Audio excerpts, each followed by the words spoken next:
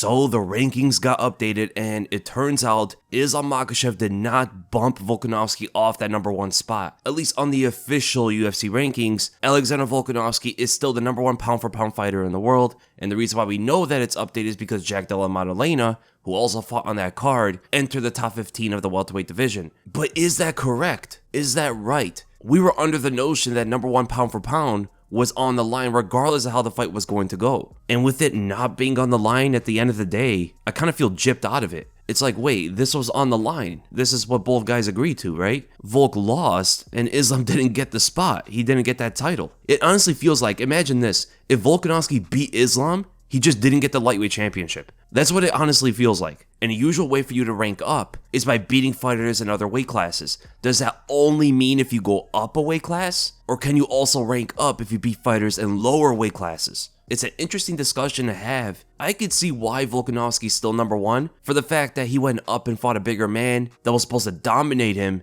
but he made the fight very close. So skills-wise, I can see why he's #1 still.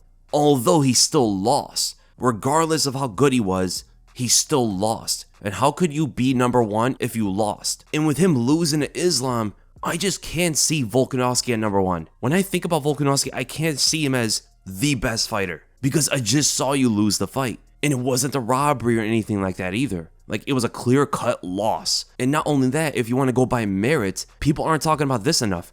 Islam Makhachev just achieved something nobody else has ever done before. First, he beat the #3 fighter in the world. Charles Oliveira dropped him and submitted him. Then he beat the #1 fighter in the world. No one has ever beaten the #3 and #1 pound-for-pound fighters in the world. Islam did that within like 2 to 3 months of each other. He dropped both fighters standing as well. His performance in both of those fights are outstanding, which gives it more of a reason to hold him at #1. But this is not what some of the panelists had to say. Now, the official ranking panelists didn't have any word of this. They didn't give the reasons for anything, but the ESPN panelists did, so this is interesting. And I can only imagine that the official panelists, who are a bunch of guys I don't really know, to be honest, there's some I do know, but most of those guys I've never heard of before, they probably have a similar line of thinking as well. Look how crazy this is. So as we know, Megan Anderson, who is a 145-pound UFC fighter, she said, I kept Volkanovski at #1 because while the fight was super close, I thought he edged the fight, 3 rounds to 2.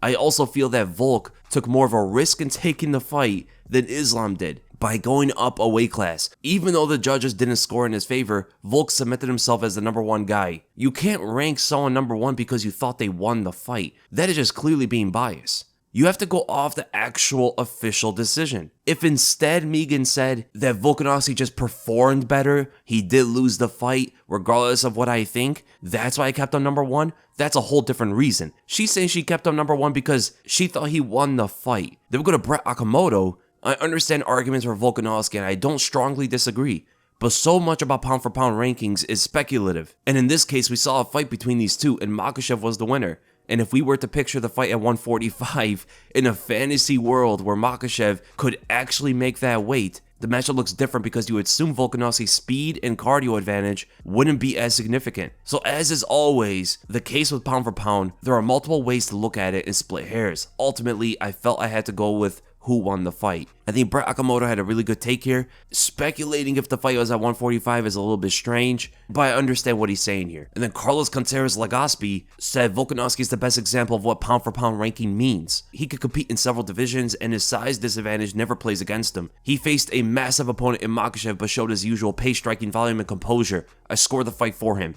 Okay, I wouldn't say Volkanovski is the best example of what pound for pound ranking means because he lost the fight.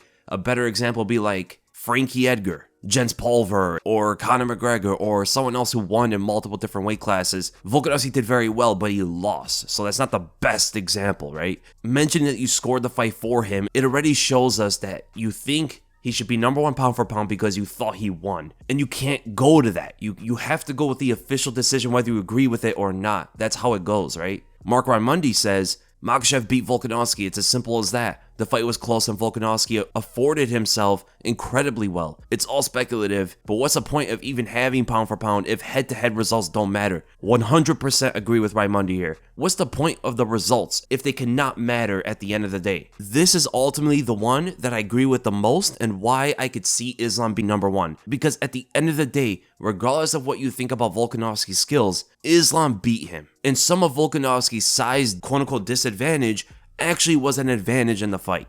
When it comes to his shortness, when it comes to his speed and all of that stuff. If he was a bigger guy, he wouldn't have some of those things. And maybe the fight would have been easier for Islam. We don't know. Volkanovski being bigger would change how the fight goes, and maybe not in the way we think it does. Because Islam even said that Volkanovski being smaller actually made the fight harder for him. And to cut out all of that speculation, we have to go by the results. Eddie Meisenet III said Volkanovski did the unthinkable. He out-hustled a grappling superhero to land top position and rain ground and pound on Makhachev at the end of the 25-minute fight, crowned the man number one. Okay, this is probably the worst take of all. Because he had a good moment at the end of the fight does not mean he should be number one. That makes no sense at all. Then why not have Nate Diaz above Leon Edwards? He did the unthinkable too. Nobody thought he would rock Leon Edwards like that, and it was the biggest moment of the whole fight. Just like Volkanovski had the biggest moment, so did Nate Diaz. So let's be consistent here, you know? I guarantee this guy didn't do that for Nate Diaz or other fighters in that same position, you know? He's looking at the shock factor that Volkanovski did so well that, man, you just got to keep on number one. And then Jeff Wagenheim said, I was the only panelist who didn't have Makhachev at number 2, right behind Volkanovski going into the weekend. To me, the Charles Oliveira fight was the only win over a top-shelf opponent, but now he has 2, and that is what I needed to see. His well-roundedness too. I get why some are keeping Volkanovski at the top, because he moved up in weight class and fought brilliantly. But Saturday proved to me that Makhachev is the pound-for-pound boss. Credit to Jeff Wagenheim, who didn't have Makhachev at number 2. Some people have the same opinion because he didn't beat a lot of great fighters, you know, if we're going to be objective here. But for him to beat Oliveira and Alexander Volkanovski, that is enough for him to have Makhachev at the number 1. These are just the reasons of the ESPN rankings, but you could just imagine that the official panelists have probably similar or even have more outrageous thoughts. If you guys want to know who the panelists are, these are the guys of the official rankings. I do only know a couple of them. Some of them I've never heard of. And I could just imagine out of these like near 20 platforms that they also have something like this as well. And remember, these are the same guys that move fighters in rankings when they didn't even fight. So I'm not expecting a whole lot of great reasons to hold Volkanovski at number 1 over Islam regarding the same people that do that stuff. So I don't know what to really think. I could see reasons for both. I could see reasons why Islam's number 1. I could see reasons why Volkanovski's number 1. And you also have to bring in fact that the UFC already claimed that Islam is number 1, which is against what the official panelists said. So if you're thinking that, oh, the UFC is actually wanting Islam to be number 2, that is not the case because they publicly posted that Islam is the number 1 pound-for-pound fighter. And honestly, it would be better for business if they did that, which shows you that the panelists are moving independently. And I feel for Islam, man. This was a big thing for him. He wanted to be the number 1 fighter. He at least wanted his name to be there. It means a lot to him. It meant everything to him going into the fight. And for it not to happen, I could feel for him, to be honest.